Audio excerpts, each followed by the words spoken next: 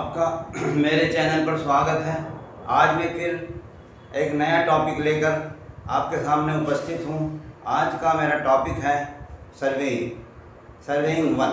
ये surveying one 4th semester के विद्यार्थियों से संबंधित है, जिसके अंतर्गत हम आज चैन सर्वे के बारे में पढ़ेंगे। देखिए, जैसा कि हमने बोर्ड पर लिखा हुआ है कि सबसे पहले हम आपको बताएंगे व्हाट इज़ चैन सर्वे। इसकी डेफिनेशन लेते हैं, व्हाट इज़ चैन सर्वे। तो चैन सर्वे इंजीनियरिंग में वह कला या इंजीनियरिंग की वह शाखा जिसके अंतर्गत हम सर्वेक्षण क्षेत्र में सर्वे करने के लिए मुख्य रूप में चैन का प्रयोग करते हैं, उसको हम कहते हैं चैन सर्वे। वो कराता है चैन सर्वे। अब चैन सर्वे करने के लिए हम सर्वेक्षण क्षेत्र में लंबाइयाँ यानी हॉरिजॉन्टल मेजरमेंट लेते हैं, जो कि चैन की सहायता से मापा जाता है, और हिंदी में हम चैन को कहते हैं जड़ी। दूसरा है चैन सर्वेइंग। चैन सर्वेइंग में का मतलब होता है क्रिया, यानी वह क्रिया जिसके अंतर्गत हम किसी सर्वेक्षण क्षेत्र में चैन सर्वे करते हैं, सर्वेइंग कहलाता है। ये सर्वेइंग, जैसा कि कल मैंने आपको बताया था, जैसा कि इसके चैन सर्वे के ये प्रिंसिपल या सिद्धांत भी हैं कि संपूर्ण सर्वेक्षण क्षेत्र को हम छोटी छोटी आकृतियों में बांट करके चैन सर्वे करते हैं। और ये भी मैंने आपको बता चुका हूँ कि छोटी छोटी आकृतियों में क्यों बांटा जाता है, इसलिए बांट करके सर्वे करते हैं ताकि एक पार्ट की एरर दूसरे पार्ट में स्थानांतरित ना हो।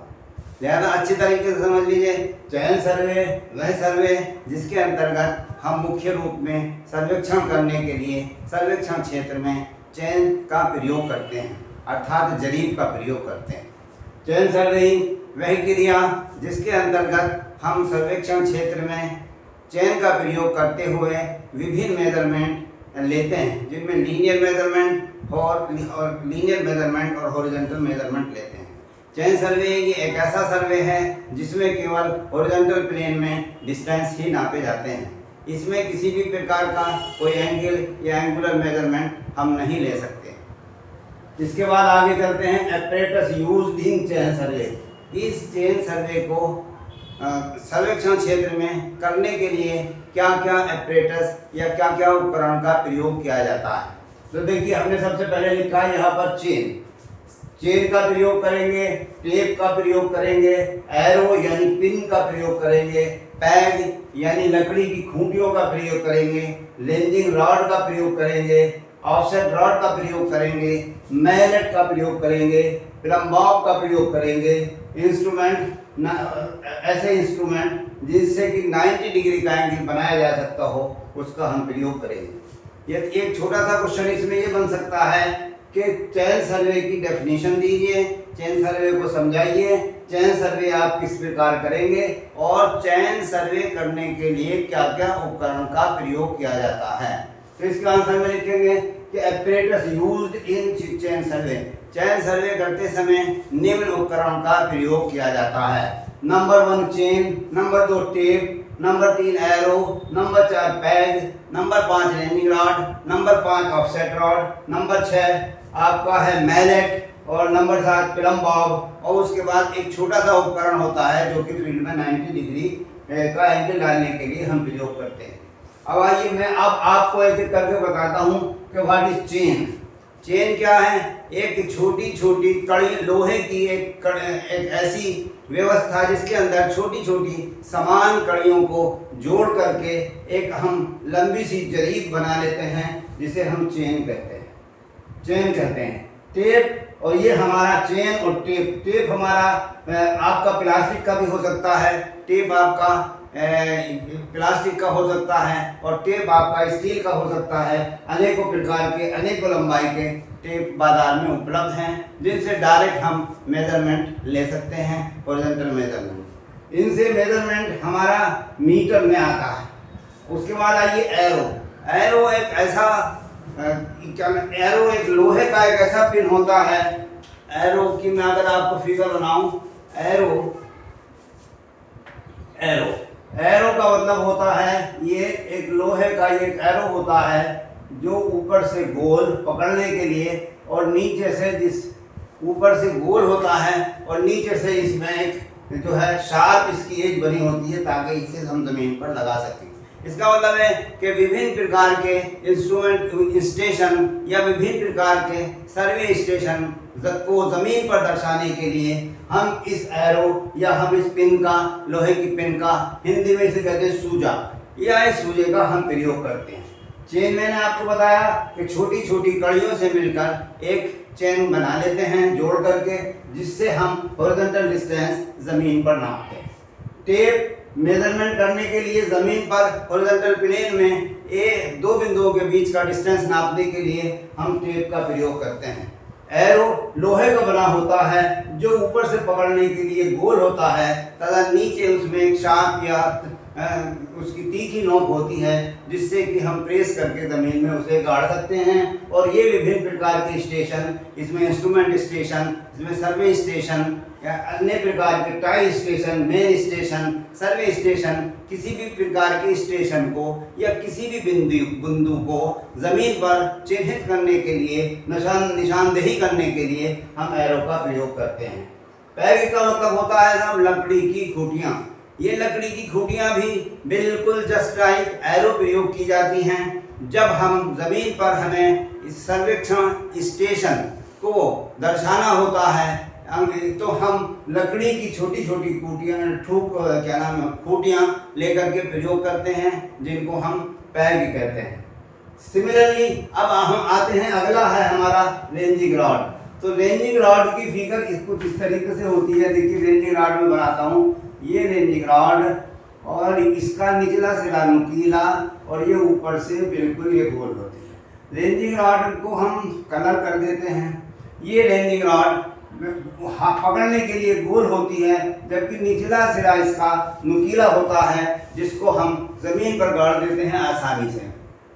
और हम इस रेंजिंग रॉड पर एक कलर वाइट और दूसरा कलर ब्लैक, इस प्रकार से इन दो कलर में हम इस पर पेंट कर देते हैं ताकि दूर लगी हुई भी रेंजिंग रॉड हमें दिखाई दे जाए।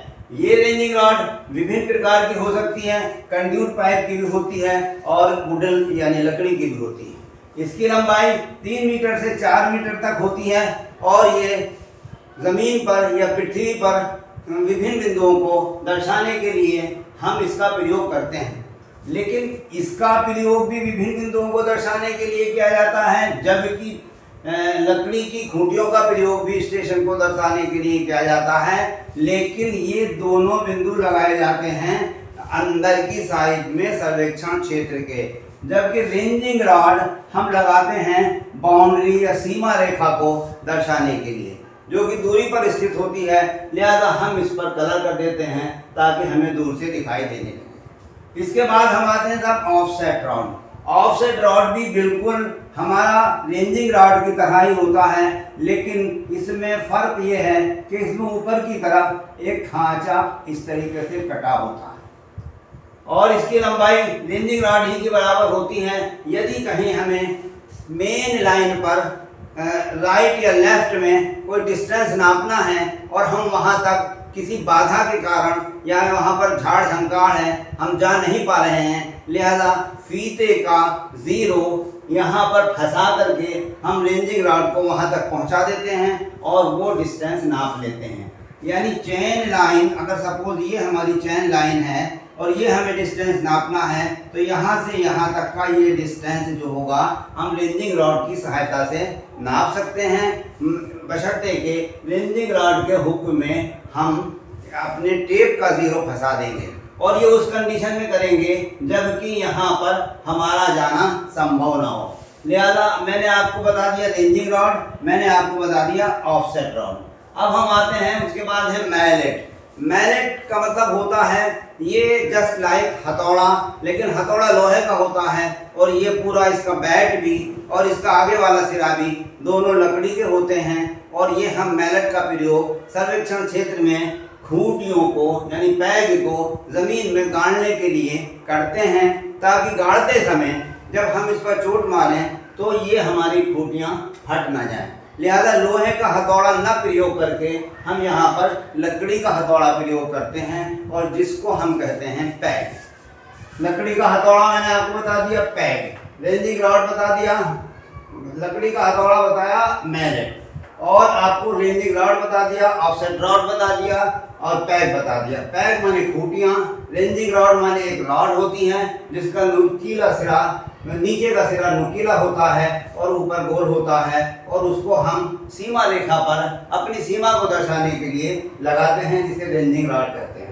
ऑफसेट रॉड भी बिल्कुल रेंजिंग रॉड की तरह होता है, इसमें और उसमें फ़र्क सिर्फ इतना है कि इसमें ऊपर एक हुक कटा होता है और इस हुक में हम जीरो को फंसा करके अपनी चैन लाइन के दाएं या बाएं ऐसी जगह का डिस्टेंस जहां हम खुद नहीं पहुंच पाते हैं उसको हम ले सकते हैं।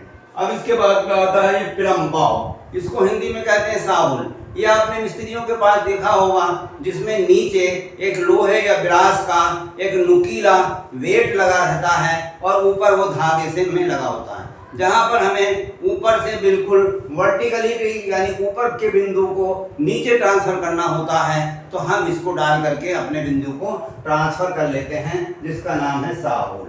अब इसके बाद में ये सब instrument used for making 90 degree angle. अब चैन सर्वे करते समय वो कौन सा उपकरण है जिसकी सहायता से हम 90 डिग्री का एंगल डालते हैं? तो ये हैंडी उपकरण है, माइनर उपकरण है, माइनर इंस्ट्रूमेंट है, जिसको हम कहते हैं क्रॉस स्टाफ। क्रॉस स्टाफ एक ऐसा उपकरण होता है जिसकी सहायता से हम चेन लाइन पर दाईं तरफ या बाईं तरफ अपनी आवश्यकता के अनुरूप हम जो है इसके द्वारा परपेंडिकुलर डाल सकते हैं, ताकि मेन लाइन पर के दाएं या बाएं स्थित विभिन्न बिंदुओं को मेजर किया जा सके। सिमिलरली क्रॉस स्टाफ की तरह एक दूसरा और होता है जिसे हम कहते हैं ऑप्टिकल स्क्वायर। इसे कहते हैं साहब ऑप्टिकल स्क्वायर। ऑप्टिकल स्क्वायर और क्रॉस स्टाफ दोनों छोटे छोटे माइनर इंस्ट्रूमेंट हैं जो हाथ में लेकर के प्रयोग किए जाते हैं और जो चैन लाइन पर दाईं तरफ या बाईं तरफ 90 डिग्री का एंगल डालने के लिए प्रयोग किए जाते हैं। ये चूंकि हैंडी स्टाफ है, हाथ में लेकर के हैंडी इंस्ट्रूमेंट है और हाथ में लेकर के प्रयोग किया जाता है, लिहाजा इसके द्वारा डाला गया एंगल 90 डिग्री का एंगल बिल्कुल एक्यूरेट ना होकर अप्रोक्सीमेट होता है। इस प्रकार हम ये कह सकते हैं कि ये चैन सर्वे, जिसको हम चैन सर्वे कह रहे हैं, ये पूरे का पूरा सर्वे अप्रोक्सीमेट सर्वे है। क्योंकि सबसे पहले जैसा कल के लेक्चर में आपको बताया था कि वो सारे सर्वे जो हम जमीन के ऑन दी सरफेस के ऊपर करते हैं और सर्वे करते समय जमीन को हम प्लेन मान लेते हैं, प्लेन सर्वे कहलाते हैं। ये अप्रोक्सीमेट सर्वे के अंतर्गत आते हैं। इसका पहला है चेन सर्वे। लिहाजा चेन सर्वे अपने आप में भी स्वयं एक ऐसा सर्वे है जो जिसकी सहायता से भूमि स्तर पर स्थित विभिन्न बिंदुओं के बारे में हम मेजरमेंट लेकर के हॉरिजॉन्टल मेजरमेंट या वर्टिकल मेजरमेंट लेकर के जानकारी प्राप्त कर लेते हैं और वो मेजरमेंट किसी अन्य बिंदु के सापेक्ष लेते हैं। लेकिन ये हमारा सारे का सारा सर्वे जिसे हम चैन सर्वे कह रहे हैं, ये अप्रोक्सीमेट सर्वे कहलाता है। चलिए साहब, अब इसके बाद आते हैं टाइप ऑफ चैन। सबसे पहली बात हमने कही थी कि ये चैन, अब ये चैन कितने प्रकार की होती है? देखिए, सिंपल सी बात है कि चैन वो उपकरण है जो छोटी छोटी लोहे की कड़ियों को जोड़ करके बनाया जाता है, जिसकी लंबाई अगर ये मीट्रिक चैन है तो 20 मीटर भी हो सकती है, 30 मीटर। तो अब जब हम यहाँ पर आए टाइप ऑफ चैन, तो हम इसमें लिख सकते हैं कि चैन जो होती हैं हमारी जनरली 2 प्रकार की होती हैं। लेकिन ये जो मैं 2 प्रकार बता रहा हूँ, इसका मतलब ये है कि ये मेन क्लासिफिकेशन है चेन का, कि चेन को मुख्यतः कितने भागों में आप बांट सकते हैं। तो चेन को हम मुख्यतः 2 भागों में बांट सकते हैं।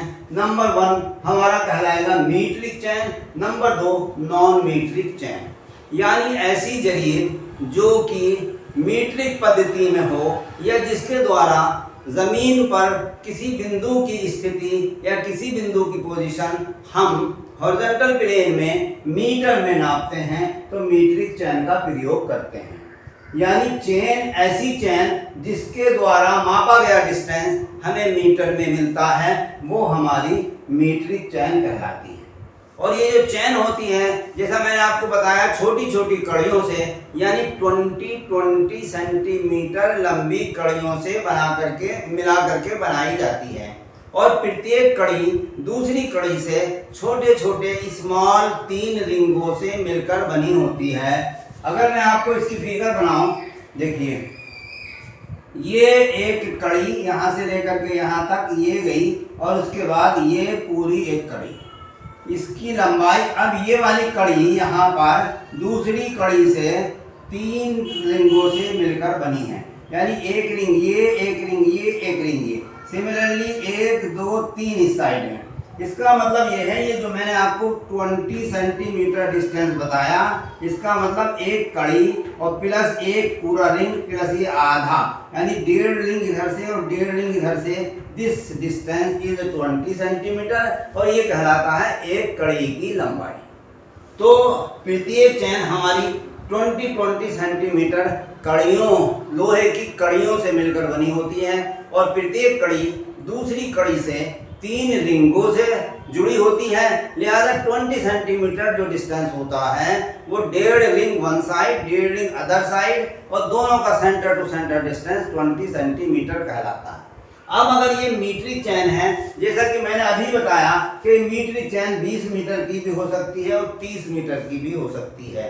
तो यहाँ पर सवाल होता है कि साहब 20 मीटर की चैन में कड़ी की लंबाई कितनी होती है, और 30 मीटर की चैन में कड़ी की लंबाई कितनी होती है, या प्रत्येक कड़ी कितनी लंबाई की होती है।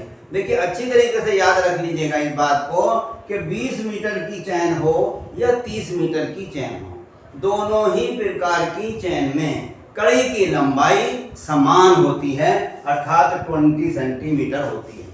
इसका मतलब ये है कि जब दोनों ही चैनों में 20 सेंटीमीटर की कड़ी की लंबाई है, इसका मतलब ये है एक चैन 20 मीटर की है तो दूसरी 30 मीटर की है, लिहाजा संख्या जो होगी हमारी कड़ियों की वो भिन्न होगी, लेकिन प्रत्येक कड़ी की लंबाई हमारी 20 सेंटीमीटर होगी। इसका मतलब अगर हम 20 सेंटीमीटर को 100 से गुणा कर दें तो 20 मीटर आ जाता है। हम कह सकते हैं कि 20 मीटर की चैन में कड़ियों की संख्या 100 होती है, सीधी बात, और प्रत्येक कड़ी की लंबाई 20 सेंटीमीटर होती है। इसी तरह से अगर 30 मीटर की ये चैन है तो प्रत्येक चैन में कड़ियों की संख्या 150 होती है, और प्रत्येक कड़ी की लंबाई 20 सेंटीमीटर होती है, और प्रत्येक कड़ी दूसरी कड़ी से छोटे छोटे 3 रिंगों से मिलकर जुड़कर बनी होती है। लिहाजा ये 20 सेंटीमीटर का डिस्टेंस जो होता है वो 1.5 रिंग एक साइड का, 1.5 रिंग एक साइड का, दोनों को मिला करके 20 सेंटीमीटर होता है। अब इसका मतलब मैंने अभी आपको बताया मीट्रिक चैन। मीट्रिक चैन 2 प्रकार की होती है, 20 मीटर लंबी और 30 मीटर लंबी। इनमें कड़ियों की संख्या भिन्न भिन्न होती है, जबकि प्रत्येक कड़ी की लंबाई समान होती है। अब आप कहेंगे कि इस चैन को ले जाने के लिए या पकड़ने के लिए साइड में 2 हैंडल लगे होते हैं। इसके साइड में साहब यहाँ पर चेन में हमारे 2 हैंडल लगे होते हैं, ये इस प्रकार से 2 हैंडल होते हैं, और ये यहाँ से कड़ियाँ शुरू हो जाती हैं साहब, इस प्रकार से ये कड़ियाँ शुरू हो जाती हैं। लेकिन अब ये देखेंगे कि लास्ट वाली कड़ी जो कि हैंडल से जुड़ी है, इसी प्रकार दूसरा किनारा होगा चेन का, उसकी भी लास्ट वाली कड़ी, तो अब आप इसे फर्स्ट कह सकते हैं, प्रथम कड़ी, और उसे कह सकते हैं लास्ट कड़ी। लेकिन दोनों ही कड़ियों के किनारे हैंडल से जुड़े होंगे, लिहाजा ये वाला जो हैंडल है हमारा ये इस कड़ी से जुड़ा होगा प्रथम से, तो इसकी लंबाई 20 सेंटीमीटर जो होगी हैंडल की चौड़ाई को मिला करके बनती है, यानी कि हैंडल की चौड़ाई भी इसी में शामिल है। लिहाजा हम ये कह सकते हैं कि प्रथम कड़ी और अंतिम कड़ी की लंबाई 20 सेंटीमीटर नहीं होती, ये 20 सेंटीमीटर इज इक्वल टू होती है हैंडल की चौड़ाई को मिला करके। याद रखिएगा कि पहली कड़ी और लास्ट कड़ी 20 सेंटीमीटर होती है इंक्लूडिंग हैंडल की चौड़ाई। सीधी सी बात है। अब दूसरी बात यह है, चूंकि हम दोनों तरफ से इस हैंडल को पकड़ते हैं या चैन को पकड़ते हैं, लिहाजा उसे हमें पटकना भी पड़ता है, उठाना भी पड़ता है। लिहाजा ये वाला जो हमारा ज्वाइंट होता है, जो प्रथम कड़ी से हैंडल हमारा ज्वाइंट से जुड़ा होता है, लिहाजा एक इसका स्पेशल नाम है, याद रखिएगा। ऑब्जेक्टिव में पूछा जा सकता है कि इसका कि प्रथम कड़ी की लंबाई कितनी होती है, तो आप कहते हैं कि प्रथम कड़ी की लंबाई तो होती है इंक्लूडिंग हैंडल 20 सेंटीमीटर। लेकिन अगर वो ये ना मालूम करके आपसे ये कह देता है कि ये बताइए कि हैंडल जो प्रथम कड़ी से और हैंडल जो अंतिम कड़ी से जुड़ा होता है, उस ज्वाइंट का नाम बताइए। तो याद रखिए बेटा कि उस ज्वाइंट का नाम है फिरकी ज्वाइंट, यानी फिरकी ज्वाइंट। फिरकी ज्वाइंट का मतलब होता है कि हमारी चेन प्रत्येक दिशा में घूम सकती है, ट्विस्ट हो सकती है, उसमें किसी भी प्रकार के बल नहीं पड़ते। तो याद रखें, मैंने यहाँ पर दो चीज बताई आपको। एक बताया एक कड़ी की संख्या 20 सेंटीमीटर, एक कड़ी दूसरी कड़ी से मिली होती है 3 रिंगों से, लिहाजा 1.5 रिंग एक साइड में, 1.5 रिंग एक साइड में, और कड़ी की लंबाई को शामिल करते हुए हो गया 20 सेंटीमीटर। अब अगर 20 मीटर की चैन है तो टोटल संख्या ऑफ द लिंक या कड़ियों की टोटल संख्या हो जाएगी 100। और अगर ये 30 मीटर की चैन है और ये मीट्रिक चैन के अंतर्गत आएगा, तो लिहाजा इसके अंदर हो जाएगी कड़ियों की संख्या 150। अब इसमें 150 कड़ियों में या 20 मीटर की चैन है तो 100 कड़ियों में सारी कड़ियों की लंबाइयां 20 सेंटीमीटर होती है, जबकि प्रथम कड़ी और अंतिम कड़ी की लंबाई 20 सेंटीमीटर से कम होती है, और उसमें हम शामिल कर देते हैं हैंडल की चौड़ाई, तो 20 सेंटीमीटर हो जाता है। ठीक। दूसरी बात ये बताई मैंने कि ये प्रथम वाला हैंडल जो होता है, जो क्या नाम प्रथम कड़ी से जुड़ा होता है, वो फिरकी ज्वाइंट से जुड़ा होता है। अब बात आ गई समझ में। ये कहलाता है साहब मीट्रिक चैन। इसका मतलब है कि मैंने बताया था आपको मेन डिवीजन या मुख्य वर्गीकरण चैन का दो एक कर सकते हैं। नंबर 1 मीट्रिक चैन, नंबर 2 नॉन मीट्रिक चैन। तो ये तो मैंने आपको बताया मीट्रिक चैन के बारे में। अब आ जाइए साहब नॉन मीट्रिक चैन। तो नॉन मीट्रिक चैन हमारी कितने प्रकार की होती है और कौन सी होती है? जैसा कि इसके नाम से ही आपको मालूम हो रहा है कि नॉन मीट्रिक चैन वो चैन कहलाती है या वो जरीब कहलाती है जिसके द्वारा नापा गया डिस्टेंस मीटर में न मिल करके फुट में एफपीएस सिस्टम में मिलता है। लिहाजा ये सारी की सारी चेन या जरीब फुट में होती हैं। अब क्यों होती हैं कि आज भी हमारे यहाँ हिंदुस्तान में ज़मीनों की नाप या उनका बेचना या उनका खरीदना जो होता है वो स्क्वायर फीट या स्क्वायर गज में होता है।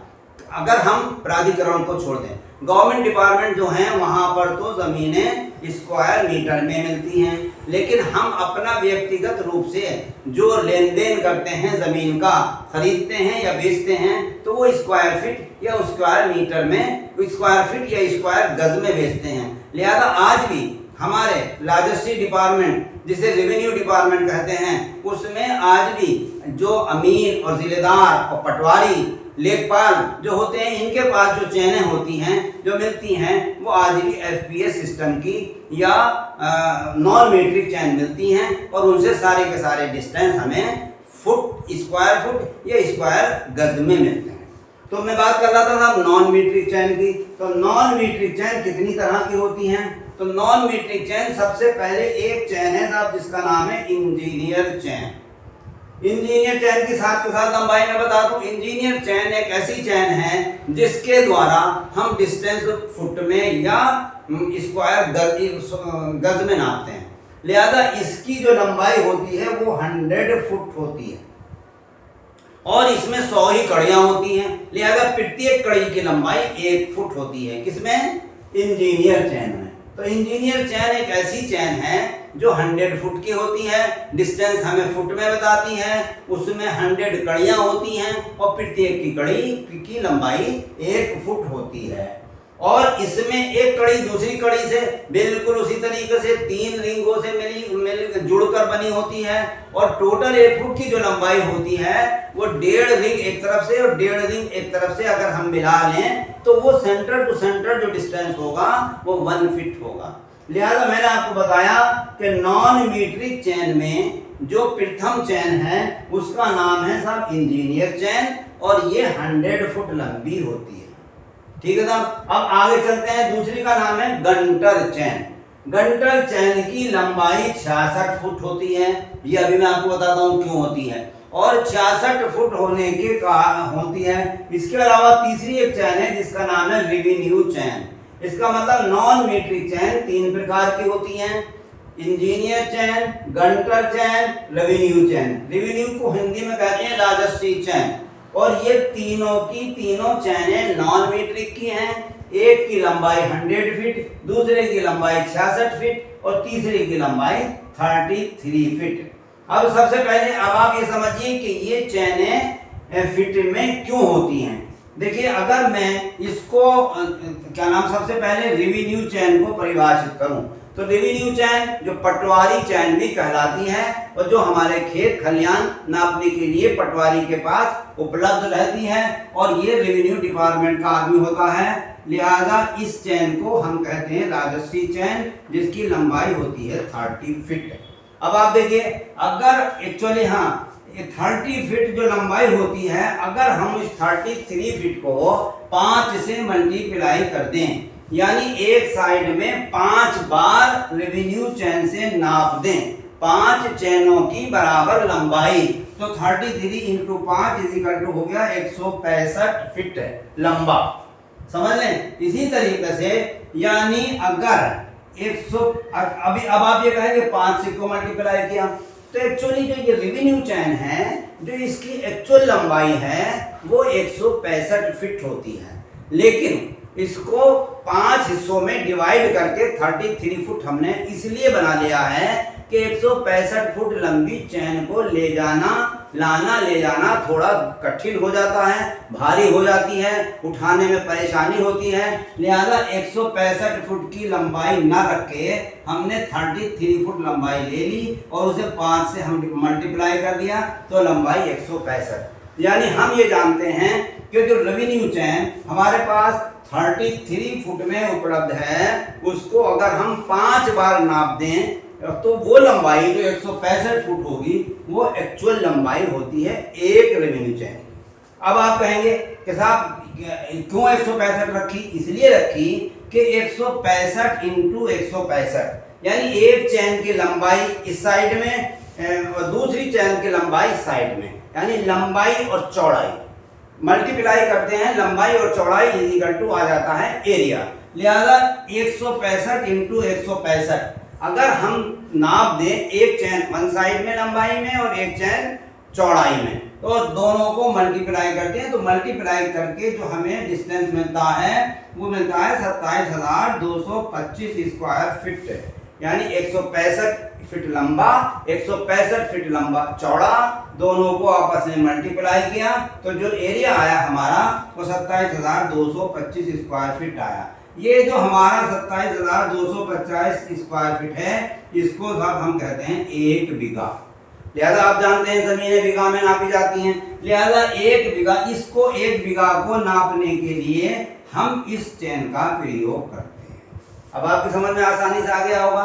रेवेन्यू चैन जो राजस्वी चैन कहलाती है, नॉन मीट्रिक चैन है, फुट में डिस्टेंस बताती है और लंबाई 33 फुट होती है और वो ही 33 फुट होती है और ये कड़ियाँ 3 रिंगों से मिलके बनी होती है, लेकिन एक्चुअल लंबाई इसकी होती है साहब 165 फुट है। लिहाजा 165 फुट यानी एक चैन लेंथ लंबाई में एक चैन लेंथ चौड़ाई में दोनों को नाप दें और मल्टीप्लाई कर लें तो जो डिस्टेंस मिलता है वो 27,225 स्क्वायर फीट आता है। लिहाजा ये वाला डिस्टेंस जो होता है ये 1 बीघा एरिया के बराबर होता है, इसलिए हम रेवेन्यू चैन का प्रयोग करते हैं जो एफपीएस सिस्टम की। अब आते हैं साहब गंटर चैन। देखिए गंटर चैन की लंबाई होती है 66 फुट। कितनी होती है 66 फुट। तो देखिए अब हमने यहाँ लिखा है कि गंटर चैन जो 66 फुट लंबी होती है, तो अगर हम एक चैन की बराबर लंबाई नापें तो वो होगा 66 इंटू 1 चैन, तो इक्वल टू होगा 66 फीट। इसको हम 3 से डिवाइड कर दें तो ये आ जाएगा 22 गज। 3 दूनी 6, 3 दूनी 6, ये आ गया 22 गज। इसका मतलब एक चैन की लंबाई जिसको मैं 66 फुट कह रहा हूं गज में होगी 22 गज। अब अगर हम इस 66 फुट लंबी वाली चैन से 10 चैन के बराबर डिस्टेंस नाप लें तो हमारा हो जाएगा 66 into 10 is equal to 660 feet. 660 foot को अगर हम फिर 3 से डिवाइड कर दें और इसको यार्ड बना लें, गज बना लें, तो आ जाएगा 220 गज। यानी 66 फुट लंबी चैन जिसका नाम गंटर चैन है, उससे हम 10 बार डिस्टेंस नाप लें या 10 चैनों की बराबर लंबाई नाप लें तो वो इक्वल टू हो जाता है 220 यार्ड यानी गज। अब अगर इसी को जो 66 फुट लंबी चैन है या जिसका नाम हमारा गंटर चैन है, उस चैन से कोई लंबाई हम 80 बार नाप लें, कितनी बार 80 बार नाप लें, तो ये हो जाता है 5280 यार्ड। और ये हमारा जो होता है ये 1 मील के बराबर डिस्टेंस होता है। तो समझ गए आप कि 66 फुट की लंबाई की चैन जो गंटर चैन होती है वो माइल में डिस्टेंस नापने के काम में आती है, नॉन मीट्रिक होती है। नाम इसका है गंटर चैन, इसकी लंबाई 66 फुट होती है। अच्छी तरीके से याद कर लें। दूसरी चैन हमारी होती है रेवेन्यू चैन, जैसा कि मैंने अभी आपको बताया नॉन मीट्रिक चैन है। पटवारी के पास राजस्व डिपार्टमेंट में मिलती है। जमीन को फीट में या स्क्वायर फीट में एरिया नापने के काम में आती है। प्रत्येक चैन की लंबाई होती है 33 फीट, लेकिन अगर हम 5 से गुणा कर दें तो हमें एक्चुअल लंबाई मिल जाती है रेवेन्यू चैन की जो 165 फुट हुई। लिहाजा इस 165 फुट लंबी चैन से, अब मैं कह दूं गंटर चैन से, अगर हम एक चैन की बराबर लंबाई और एक चैन की बराबर चौड़ाई नाप लें तो हो जाएगा हमारा एरिया 165 इंटू 162 तो 27,225 स्क्वायर फीट, यानी ये होगा 1 बीघा। तो मुख्तसर तौर पे आप ये समझ सकते हैं कि चैन 2 प्रकार की होती हैं, एक मीट्रिक चैन, एक नॉन मीट्रिक चैन। ये हुआ इसका मुख्य वर्गीकरण। मीट्रिक चैन में भी 2 प्रकार की होती हैं, 20 मीटर चैन और 30 मीटर चैन। 20 मीटर की चैन में प्रत्येक कड़ी की लंबाई 20 सेंटीमीटर, जबकि 30 मीटर चैन में भी एक कड़ी की लंबाई 20 सेंटीमीटर। लेकिन दोनों ही चैन में प्रथम कड़ी और अंतिम कड़ी की लंबाई 20 सेंटीमीटर से कम होती है। इसलिए कम होती है कि उसमें लगा रहता है हैंडल, और उस हैंडल की चौड़ाई को अगर हम उसमें शामिल कर दें तो वो भी 20 सेंटीमीटर हो जाती है। इसके अलावा मैंने एक खास बात और बताई थी, ये हैंडल जो हमारी प्रथम कड़ी से जुड़ा होता है एक विशेष प्रकार के ज्वाइंट से जुड़ा होता है जिसको हम कहते हैं फिरकी ज्वाइंट। तो ये साहब 2 प्रकार की चैन है, 20 मीटर चैन, 30 मीटर चैन, आल्सो कॉल्ड मीट्रिक चैन। इसके बाद दूसरी जो चैन है वो है नॉन मीट्रिक चैन। तो ये 3 प्रकार की होती हैं, इंजीनियर चैन जिसकी लंबाई 100 फीट 100 कड़ियां, दूसरी गंटर चैन जिसकी लंबाई 66 फीट, तीसरी रेवेन्यू चैन जिसकी लंबाई 33 फीट। और जब हमें कोई डिस्टेंस बीघा में नापना होता है तो हम रेवेन्यू चैन का प्रयोग करते हैं, और जब कोई डिस्टेंस हमें माइल में नापना होता है तो हम फिर ये क्या नाम आपका 66 फुट लंबी वाली चैन यानी गंटर चैन का प्रयोग करते हैं। तो बच्चों अब आपकी समझ में अच्छे से आ गया होगा, लिहाजा इसको मैं यहीं समाप्त करते हुए अब आगे बढ़ता हूँ। अब आगे बढ़िए साहब, अब हम आते हैं कि चैन सर्वे करते समय हमें क्या क्या क्रियाएं करनी होती हैं।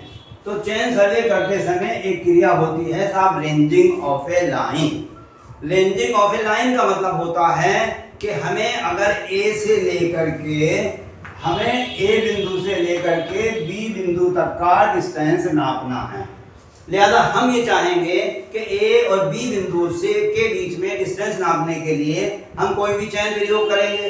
अब आप ये देख रहे हैं तो आपको ये नजदीक है तो दिखाई दे रहा है कि ये सीधी रेखा है, लेकिन यही अगर ए और बी के डिस्टेंस में काफ़ी लंबा डिस्टेंस हो तो फिर आप जज नहीं कर पाएंगे कि जो आप उसके बीच में डिस्टेंस नाप रहे हैं आपकी चैन सीधी जा रही है या उल्टी जा रही है, टेढ़ी जा रही है। लिहाजा ए और बी के बीच में समझे सीध बनाए रखने के लिए या लाइन को सीधा करने के लिए जो क्रिया की जाती है वो क्रिया कहलाती है रेंजिंग, और हम इसे कहते हैं रेंजिंग ऑफ ए लाइन। इसका मतलब ये है कि ये कैसे की जाती है, देखिए मैं बता देता हूँ। एक रेंजिंग रॉड आपने यहाँ लगाई प्रथम छोर पर, एक रेंजिंग रॉड आपने यहाँ लगाई अंतिम छोर पर। अब ये लंबाई काफी है, एक चेन लेंथ से ज्यादा है, और ये एक चैन लेंथ से ज्यादा है। लिहाजा ये वाली रेंजिंग करने के लिए हम इस रेंजिंग रॉड के थोड़ा सा पीछे बैठेंगे और तीसरी रेंजिंग रॉड अपने साथी के जरिए यहाँ पर लगवाएंगे, यानी एक चेन लेंथ की दूरी पर, और एक आंख बंद करके एक आंख से देखेंगे। यदि प्रथम रेंजिंग रॉड, द्वितीय रेंजिंग रॉड, अंतिम रेंजिंग रॉड, तीनों रेंजिंग रॉड एक ही सीध में हमें दिखाई देती हैं और ये कह सकते हैं कि एक ही दिखाई दे सकती है, तो हमारी लाइन सीधी। जैसे मैंने ये भी एरो यहाँ लगाया, इसका मतलब बच्चा यहाँ खड़ा था, तो अब आप उसे कहेंगे थोड़ा आगे बढ़ो, तो वो थोड़ा आगे बढ़ा और उसने यहाँ पर लगा दिया। इसका मतलब एक रेंजिंग रॉड ये हुई, एक रेंजिंग रॉड ये है, एक रेंजिंग रॉड ये है, और ये दो रेंजिंग रॉड के बीच का डिस्टेंस इज इक्वल टू एक चैन लेंथ के बराबर। लिहाजा ये वाला डिस्टेंस हमने सीधा कर लिया। कहाँ से कर लिया साहब? अपनी आंख से बाई आई, ये क्रिया की हमने आंख के द्वारा, by the judgment of the eye, आंख के द्वारा। तो ये वाली इस तरीके से हम ये वाला डिस्टेंस हमने नाप लिया। अब नापने के बाद इस रेंजिंग रॉड को उठाएंगे और इन दोनों के बीच इससे फिर 1 मीटर या एक चैन की दूरी पर, हम एक चैन लेंथ की दूरी पर पुनः वही क्रिया अपनाएंगे और फिर लगाएंगे, और वो हमारी कहलाएगी डायरेक्ट रेंजिंग बाय आई। यानी अगर आपसे ये को कहे कि रेंजिंग कितने प्रकार की होती है, रेंजिंग का मतलब है लाइन को सीधा करना। रेंजिंग कितने प्रकार की हो सकती है? तो रेंजिंग हो सकती है 2 प्रकार की, एक हमारी डायरेक्ट रेंजिंग, एक इनडायरेक्ट रेंजिंग।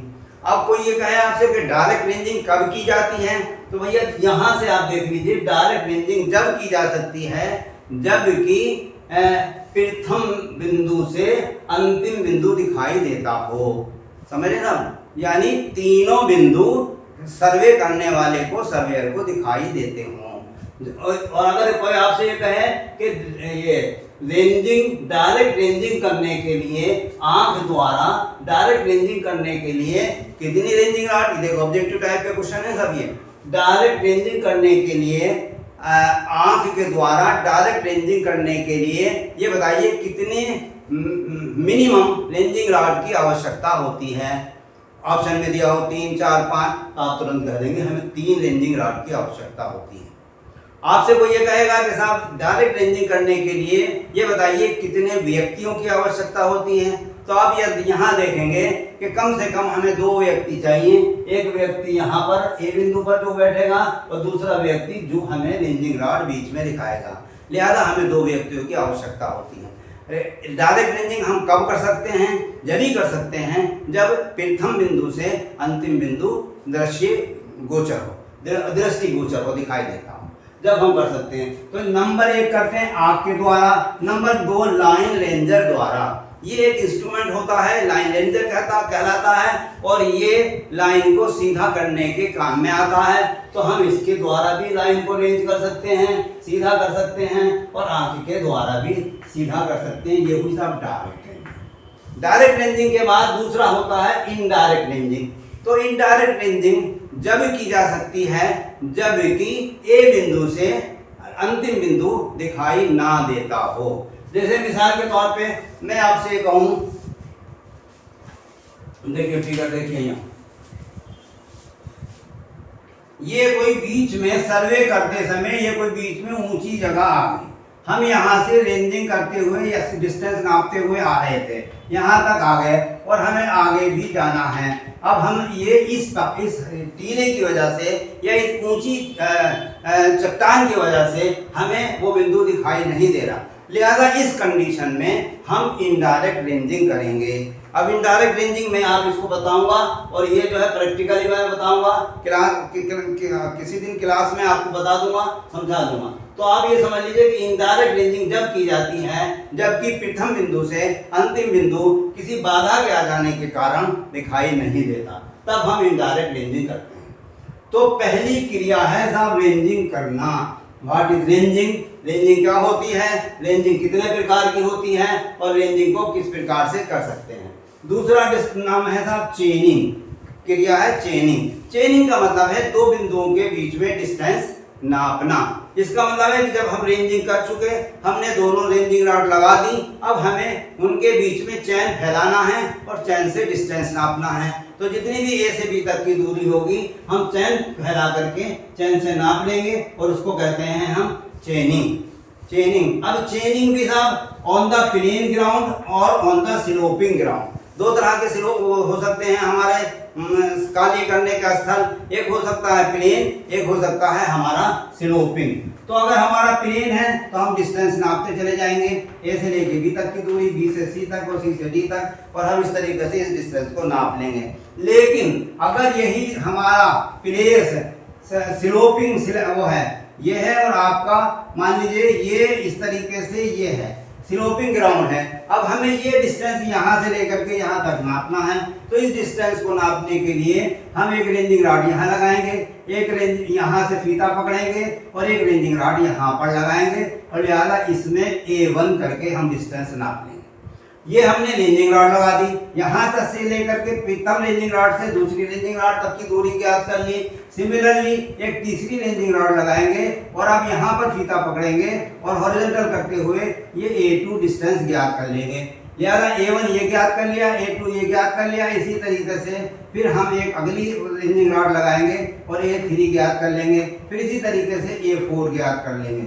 इसका मतलब रेंजिंग रॉड और फीते की सहायता से हम इस पर फिर हमारा A1 ये आ गया और A2 ये आ गया, A3 ये आ गया, A4 ये आ गया, इस सब को जोड़ लेंगे तो ये हमारा पूरा डिस्टेंस आ गया। इसे हम कहते हैं चेनिंग ऑन द स्लोपिंग ग्राउंड। देखिए मैंने आपको रेंजिंग बता दी, मैंने आपको चेनिंग बता दी, अब मैं आपको बताता हूँ ऑफसेटिंग। ऑफसेटिंग क्या है इसे भी समझ लीजिए। ऑफसेटिंग भी बहुत सिंपल सी चीज़ है। ऑफसेटिंग का मतलब है कि यदि कोई चैन पड़ी हुई है, सीधी सीधे आपने डिस्टेंस नापा ए और बी के बीच में, अब आप ये चाहते हैं कि मैं उस चेन पर राइट साइड में जो ऑब्जेक्ट आए हैं या लेफ्ट साइड में जो ऑब्जेक्ट आए हैं उनको भी नापूं। इसका मतलब ये है कि चेन लाइन पर राइट साइड में या लेफ्ट साइड में ऑब्जेक्ट को नापना ऑफसेटिंग कहलाता है, या क्या ऑफसेटिंग क्रिया है और वो ऑफसेट कहलाता है। ऑफसेट को हिंदी में कहते हैं खसका, यानी एक चेन लाइन पर राइट साइड में या लेफ्ट साइड में perpendicular distance on the chain line is called offset. यदि वो परपेंडिकुलर डिस्टेंस है तो हम उसे नाप लेते हैं। जैसे मिसाल के तौर पे हमारी ये चेन है, ये चेन हमें ये वाला यहाँ तक हम डिस्टेंस नाप लिए ए से लेकर के बी तक। अब मान लीजिए ये वाला बिंदु हमें नापना है तो हम चाहेंगे ये वाला डिस्टेंस नापना, यानी चेन लाइन के अगर ए से लेकर के बी की तरफ हम जा रहे हैं तो ये हमारी प्रोग्रेसिंग डायरेक्शन है, और प्रोग्रेसिंग डायरेक्शन होने के कारण ये वाली साइड मेरे लिए राइट साइड है और ये लेफ्ट साइड है। लिहाजा ये ऑब्जेक्ट मेरा लेफ्ट साइड में आया। लिहाजा इस लेफ्ट साइड के ऑब्जेक्ट को नापने के लिए चेन से कितनी दूरी पर है तो ये मैं नापूंगा फीते की सहायता से, लेकिन शर्त ये होगी कि ये 90 डिग्री होना चाहिए। तो प्रैक्टिकल कराते वक्त हम ये आपको बता देंगे किस तरीके से 90 डिग्री पर होता है। लिहाजा अब यहाँ पर अगर हमें ऑफसेट की डेफिनेशन देनी है तो हम ये कह सकते हैं कि चेन लाइन पर लिया गया डिस्टेंस राइट साइड में या लेफ्ट साइड में लिया गया डिस्टेंस ऑफसेट कहलाता है। अब अगर आप ये कहते हैं कि ये ऑफसेट जो होता है ये भाई कितने प्रकार के हो सकते हैं, तो देखिए दो तरीके से हम ऑफसेट को परिभाषित करते हैं। ऑफसेट अकॉर्डिंग डायरेक्शन, दूसरा ऑफसेट अकॉर्डिंग डायमेंशन। पहले डायरेक्शन को मैं डिस्कस कर लेता हूँ। डायरेक्शन यानी दिशा के अनुसार ऑफसेट। तो अगर हमारा चेन लाइन पर डायरेक्शन के अनुसार ये वाला डिस्टेंस x मीटर है और 90 डिग्री पर है, लिहाजा ये कौन सा वो है ऑफसेट, इसे कहेंगे परपेंडिकुलर ऑफसेट या कहेंगे स्ट्रेट ऑफसेट, ये डायरेक्ट। लेकिन यही बिंदु अगर हमारा सीधा ना हो करके टेढ़ा है और ये हमारा y डिस्टेंस है, तो ये टेढ़ा है 90 डिग्री पर नहीं है, लिहाजा इसको कहेंगे ऑब्लिक यानी तिरछा। अब ये कह सकते हैं कि डायरेक्शन के अनुसार ऑफसेट दो प्रकार के होते हैं, सीधा खसका और तिरछा खसका। सीधा खसका वो होता है जो चेन लाइन पर 90 डिग्री पर लिया गया हो। तिरछा खसका वो खसका कहलाता है जो चेन लाइन पर 90 डिग्री के अतिरिक्त किसी और एंगल पर लिया गया हो, उसे कहते हैं ऑब्लिक या तिरछा खसका। ये हुआ साहब डायरेक्शन के अनुसार। अब अगर हम कहें डायमेंशन के अनुसार कितने प्रकार के होते हैं, तो डायमेंशन के अनुसार भी या तो छोटा खसका या लंबा खसका, लॉन्ग ऑफसेट और शॉर्ट ऑफसेट। तो अगर ये डिस्टेंस हमारा एक चेन लेंथ के बराबर है तो विदिन ए चेन है, तो हम इसे कहते हैं शॉर्ट ऑफसेट। और अगर ये वाला डिस्टेंस हमारा एक चेन लेंथ से ज्यादा है तो फिर हम इसे कहते हैं लॉन्ग ऑफसेट। तो आज ये इस तरीके से मैंने आपको बहुत सारी चीजें बता दी बेटा, और चूंकि आपका एग्जाम बिल्कुल ऑब्जेक्टिव टाइप का होना है, लिहाजा इतनी जानकारी आपके लिए एनफ है। अब मैं अगर शुरू से फिर दोबारा से 5 मिनट में दोहरा देता हूँ, तो मैंने ये बताया आपको चेन सर्वे क्या होता है, बताया आपको चेन सर्वे वह सर्वे है जिसके अंतर्गत मुख्य रूप से हम सर्वे करने के लिए उपकरण के रूप में चेन का प्रयोग करते हैं। चेन सर्वेइंग वह क्रिया जिसके अंदर सर्वेक्षण क्षेत्र में सारे बिंदुओं के हॉरिजॉन्टल डिस्टेंस नापने के लिए हम चेन सर्वे का प्रयोग करते हैं और डाटा कलेक्ट करते हैं, और डाटा कलेक्ट करने के बाद उस सर्वेक्षण क्षेत्र का एरिया वो नक्शा बनाते हैं। यह क्रिया हमारी चेन सर्वेइंग कहलाती है। इस कार्य को करने के लिए किस किस उपकरण का यूज होता है चेन सर्वे में, तो हम एक यूज करते हैं चेन, दूसरा है टेप, तीसरा एरो, उसके बाद पैर, ranging rod, offset rod, magnet, plumb bob, instrument for 90 degree angle. अब इसके बाद मैंने बताया था चेन कितने प्रकार की होती हैं, आपको मुख्य रूप से बताया था 2 प्रकार की, एक मीट्रिक चेन जो 20 मीटर या 30 मीटर होती है, और जो छोटी छोटी कड़ियों को जोड़ करके बनाई जाती है, जिसमें प्रत्येक कड़ी की लंबाई 20 सेंटीमीटर होती है। और अगर 20 मीटर की चेन है तो एक चेन में 100 कड़ियां होंगी, और अगर 30 मीटर की चेन है तो 150 कड़ियां होंगी, और प्रत्येक कड़ी दूसरी कड़ी से 3 रिंगों से बनी होती है। और याद रहे कि इसमें अंतिम कड़ी और पहली कड़ी 20 सेंटीमीटर की ना होकर के थोड़ी छोटी होती है, क्योंकि उसमें हैंडल की चौड़ाई भी सम्मिलित होती है। हैंडल की चौड़ाई, हैंडल का जो जॉइंट होता है, जो प्रथम या अंतिम जो कि प्रथम कड़ी से जुड़ा होता है, वो फिरकी जॉइंट कहलाता है। इस प्रकार चेन हमारी हुई ये मीट्रिक चेन। दूसरी मैंने बताया आपको नॉन मीट्रिक चेन। तो नॉन मीट्रिक चेन वह चेन है जिसके अंतर्गत डिस्टेंस हम मीटर में न नाप करके फुट या गज में नापते हैं। लिहाजा इसमें एक चेन है इंजीनियर चेन जो 100 फुट की होती है, दूसरा है साहब गंटर चेन जो 66 फुट की होती है, तीसरा है रेवेन्यू चेन जो 33 फीट की होती है। यानी कि जो ये लंबाई 33 फीट या 66 फीट रखी गई है, इसकी विशेषता ये है कि जब हम 30 फीट या रेवेन्यू चेन से कोई डिस्टेंस नापते हैं तो जो हमें डिस्टेंस मिलता है वो हमें बीघा में मिलता है, और जबकि हम गंटर चेन से कोई डिस्टेंस नापते हैं तो नापा गया डिस्टेंस हमें माइल में डायरेक्ट मिल जाता है। लिहाजा आज भी हम सर्वे करने के लिए इन चेनों का या नॉन मीट्रिक चेन का प्रयोग करते हैं। अब आप आ जाइए साहब कि सर्वे या चेन सर्वे करते समय हम किन किन क्रियाओं का या क्या क्या क्रियाएं हमें करनी पड़ती हैं। तो सबसे जो पहली क्रिया है वो हमें करनी पड़ती है रेंजिंग, यानी दो बिंदुओं के रेंजिंग ए लाइन, दो बिंदुओं के बीच में रेंजिंग करना। रेंजिंग का मतलब है दो बिंदुओं के बीच में लाइन को सीधा करना। और ये रेंजिंग हम दो प्रकार से कर सकते हैं, या तो डायरेक्ट रेंजिंग कर सकते हैं या इनडायरेक्ट रेंजिंग कर सकते हैं। तो डायरेक्ट रेंजिंग के लिए डायरेक्ट रेंजिंग मैंने बताई थी आपको, दो तरीके से कर सकते हैं, या तो आंख के द्वारा और या फिर लाइन रेंजर के द्वारा। कंडीशन क्या है कि डायरेक्ट रेंजिंग जब भी की जा सकती है जब प्रथम बिंदु से अंतिम बिंदु दिखाई देता हो। ठीक है साहब। और बताया था डायरेक्ट रेंजिंग हम लाइन रेंजर से भी कर सकते हैं। ये एक इंस्ट्रूमेंट होता है जो लाइन को जिसके द्वारा हम सीधा कर सकते हैं। उसके बाद आते हैं साहब इनडायरेक्ट रेंजिंग। इनडायरेक्ट रेंजिंग वह क्रिया है जिसके अंतर्गत हम इनडायरेक्ट रेंजिंग में वह क्रिया है जिसके अंतर्गत हम किसी लाइन को तो सीधा करते हैं, लेकिन जब करते हैं जब हमें ए बिंदु से अंतिम बिंदु या तीसरा बिंदु दिखाई नहीं देता किसी बाधा के आ जाने के कारण। ये बाधा हमारी ऊंचाई के रूप में भी हो सकती है, पहाड़ी के रूप में भी हो सकती है, और ये बाधा हमारी खाई के रूप में भी हो सकती है। लिहाजा ऐसी जगह पर हम जो है इनडायरेक्ट रेंजिंग करते हैं। उसके बाद दूसरा आइटम है साहब चेनिंग। चेनिंग वह प्रक्रिया है जो दो बिंदुओं के बीच में चेन द्वारा डिस्टेंस नापते हैं। तो रेंजिंग किया गया या रेखा को सीधा करने के उपरांत हम चेन से डिस्टेंस नाप लेते हैं, जिसे हम कहते हैं चेनिंग। चेनिंग के बाद चेनिंग जो है हम प्लेन ग्राउंड में भी कर सकते हैं और स्लोपिंग ग्राउंड में भी कर सकते हैं। प्लेन ग्राउंड में अगर हमें चेनिंग या डिस्टेंस करना है तो डायरेक्ट चेन फैला करके हम नाप लेते हैं, जबकि स्लोपिंग ग्राउंड में करने के लिए हम स्टेप वाइज करते हैं, छोटे छोटे टुकड़ों में बांट करके और उनका सबका सम कर लेते हैं, तो दो बिंदुओं के बीच की हमारी दूरी आ जाती है। ये हुआ स्लोपिंग ग्राउंड। अब इसके बाद में तीसरा नंबर है साहब ऑफसेटिंग। ऑफसेट क्या होता है? किसी मेन लाइन पर या किसी चेन लाइन पर या किसी सर्वे लाइन पर जब हम किसी ऑब्जेक्ट की स्थिति राइट साइड में या लेफ्ट साइड में लेते हैं तो वो क्रिया कहलाती है ऑफसेटिंग। यानी perpendicular distance taken on the chain line either right side और लेफ्ट साइड, चाहे दाईं तरफ हो या बाईं तरफ हो, जो डिस्टेंस हम चेन लाइन पर ले रहे हैं किसी ऑब्जेक्ट को नापने के लिए, वो कहलाता है हमारा ऑफसेट। अब ये ऑफसेट डायरेक्शन के अनुसार दो प्रकार के हो सकते हैं, ऑब्लिक तिरछा या सीधा।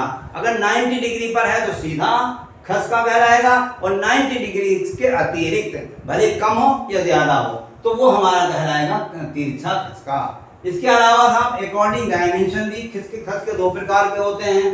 आप नंबर 1 लंबा खसका, नंबर 2 शॉर्ट खसका। तो एक चैन लेंथ के बराबर जो खसका या डिस्टेंस होता है उसे हम कहते हैं शॉर्ट ऑफसेट, और एक चैन से ज्यादा जब होता है तो उसे कहते हैं लॉन्ग ऑफसेट। तो ये मैंने आपको क्रियाएं बता दी, इंस्ट्रूमेंट बता दिए। अब इसके बाद ये क्रियाएं करने के बाद में सब आता है 4 नंबर आता है क्या नाम रिकॉर्डिंग। यानी इन सारी चीजों को हम फील्ड बुक में रिकॉर्ड कर लेते हैं अपने डिस्टेंस, और जो फील्ड बुक में हमने फील्ड में डिस्टेंस रिकॉर्ड किए 5 नंबर, उनको जा करके हम प्लॉटिंग कर लेते हैं। प्लॉटिंग तो ये सारी क्रियाएं करने के बाद पूरा सर्वे हो जाता है। शुरू किया रेंजिंग से और समाप्त किया प्लॉटिंग पर। प्लॉटिंग करने के लिए जो हमारे पास फील्ड बुक में डाटा उपलब्ध हैं उनको दर्शाने के लिए पहले एक स्केल मान लेते हैं, और उस स्केल की सहायता से रेखाओं की लंबाइयां दर्शाई जाती हैं, और फील्ड बुक के सहारे उनको रिकॉर्ड को देखते हुए हम शीट के ऊपर उसकी आकृति बना लेते हैं, जो हमारा सर्वेक्षण क्षेत्र का नक्शा कहलाता है। लिहाजा आज मैंने इतनी चीज डिस्कस कर दी। उम्मीद करता हूँ बेटा आपकी समझ में आया होगा। यदि आपकी समझ में आ रहा हो और आपको मेरा लेक्चर अच्छा लगता हो तो आप इसको लाइक करें, अपने दोस्तों में शेयर करें, ताकि उनको भी इसकी जानकारी हो। और साहब अगर आप मेरे चैनल पर फर्स्ट टाइम आए हैं तो मेरे चैनल को सब्सक्राइब करें